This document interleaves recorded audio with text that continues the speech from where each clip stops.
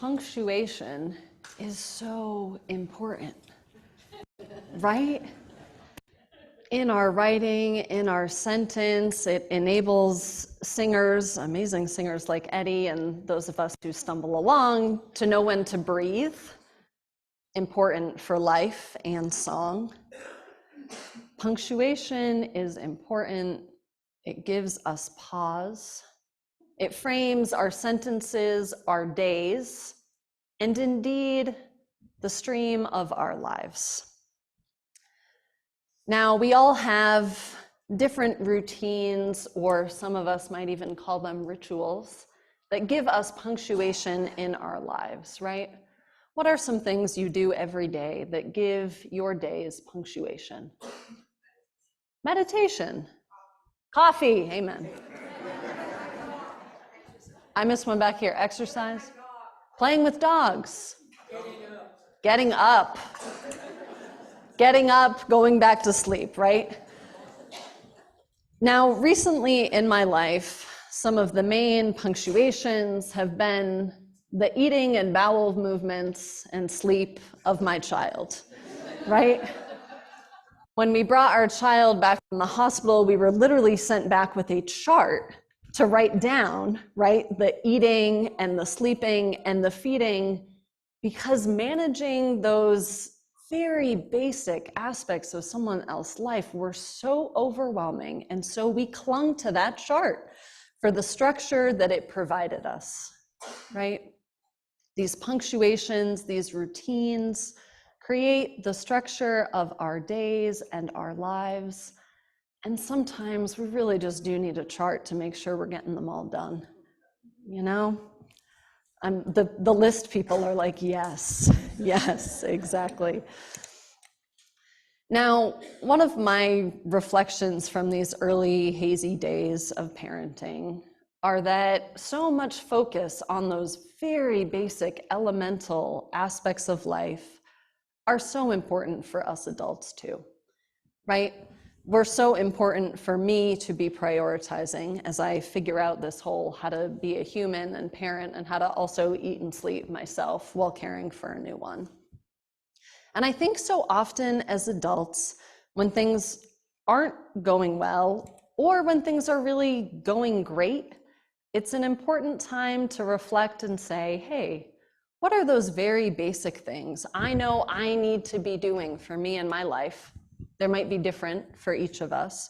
What are those things that I need to be doing that ensure that I am living my life fully, that I am getting what I need? Now, for many of us, there are some basics we all share, right? Eating, sleeping, staying hydrated. And then there's the task of engaging, yes, bowel movements as well, thank you.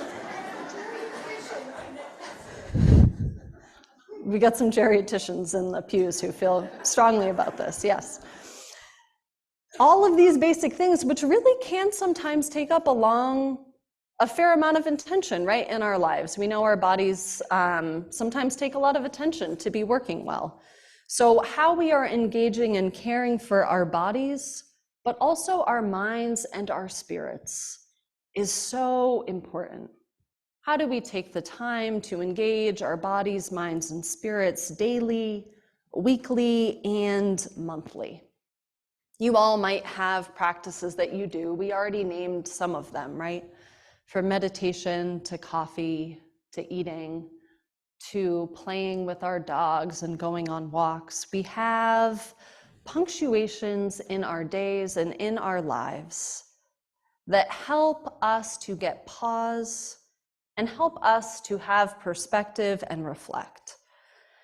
Now, we've heard it said before that what is so important about spiritual practice, and indeed all practices, is that they become a regular part of our lives, right? Just as we need punctuation to stop a sentence and breathe again, we need all of these basic building blocks to ensure that our days and our lives are able to be lived just plainly and fully, right? We have a habit of eating 3 times a day, sleeping at night. Some of us enjoy an afternoon nap sometimes. We have made these sort of basic necessities of life, routines, and indeed sometimes rituals.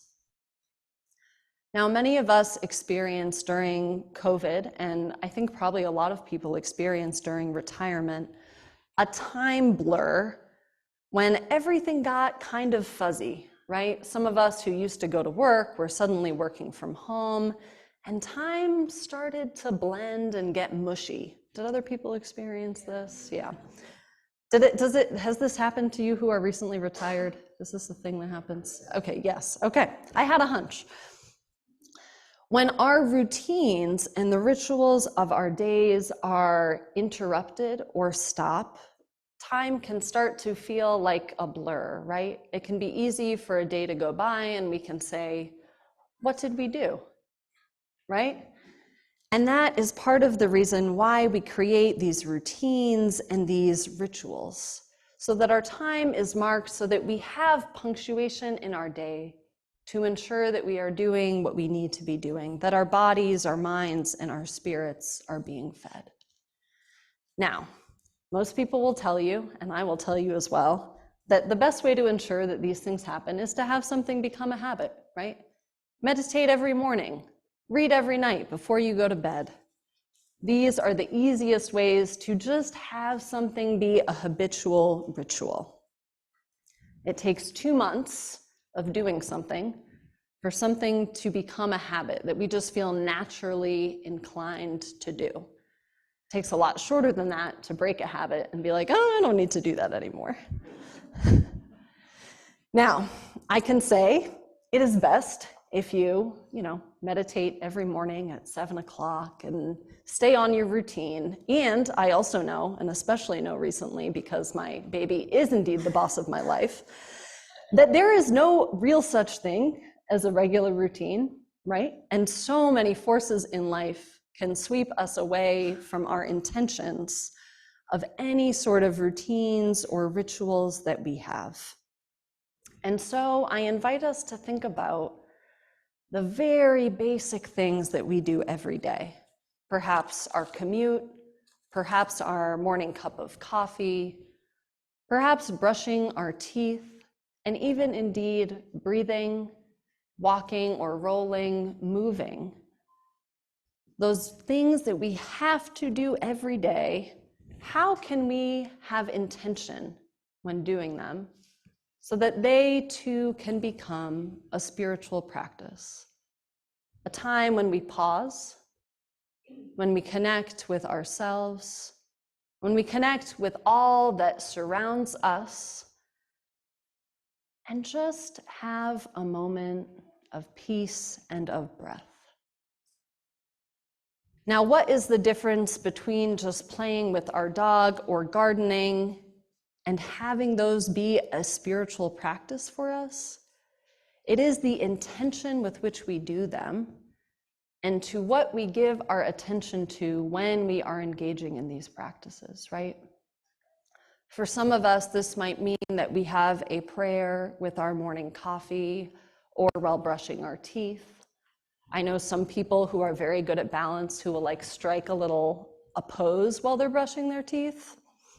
That's like really next level. Some of us might have a mantra that we say while we brush our teeth, or we might simply look out the window. It is that intention to connect with something greater than ourselves, deeper than ourselves, outside of ourselves, this practice of pause and being in the moment, that makes these activities a spiritual practice. So, if you are able to meditate every morning or pray every morning or night or whatever is your practice, that is amazing. And if you are like, hey, right now that is not possible in my life, I invite you to think about some activities that you do that could be shifted a little bit into becoming a spiritual practice. Now, why do we do this?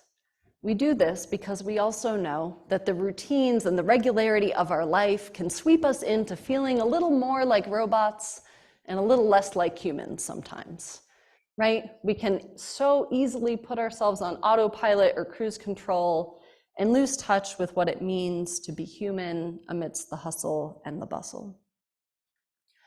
spiritual practices, rituals, routines, they help us to reconnect with what it means to be fully human.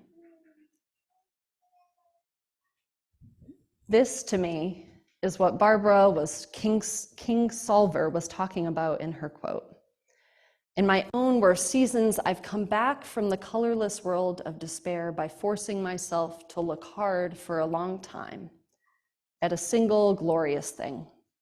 A flame of red geranium outside my bedroom window, and then another, my daughter in a yellow dress, and another, the perfect outline of a full dark sphere behind the crescent moon, until I learned to be in love with my life again. I have taught myself joy, she writes, over and over again. Here she is talking about how we have to actively practice how to have joy, how to feel our joy, be fully connected with it. And I would argue that this is true too for pain and suffering, right? We have to practice and invite ourselves into how to be truly present to all that is in life. To all that is in life, because it is so easy to lose our skill at leaning into reality. It is so easy to disconnect and allow our routines to take us out of the fullness of life, as opposed to invite us in to engaging in the fullness of life, to our full potential. Life can make us more human, can continually change and convert us to a deeper humanity if we let it.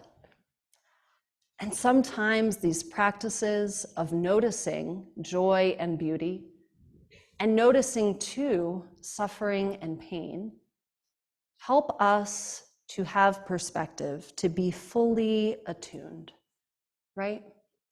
And there are times in our lives where we need to be a bit more fully attuned to beauty and joy, right? When things are a little harder. And there are times in our lives when things are going along really well, and we maybe need to invite ourselves into noticing pain and suffering more, so that we are not blocking off these parts of the world, so that we are able to be fully in the world amidst all of its pain and suffering. Our regular spiritual practices are practicing being present to what surrounds us and to what might be a little further off from us too, invites us into being fully human. It helps us to experience joy and delight and to get through sorrow as well. This is where we know that faith must be practiced. Whatever it is that we believe in. It might be humanity, it might be a god or a goddess. Our connection to whatever is deeper or higher than ourselves is something we need to take the time to connect to. When we take moments of pause to truly be with ourselves and our world, we are also, if we choose to invite it, connecting to that which we believe.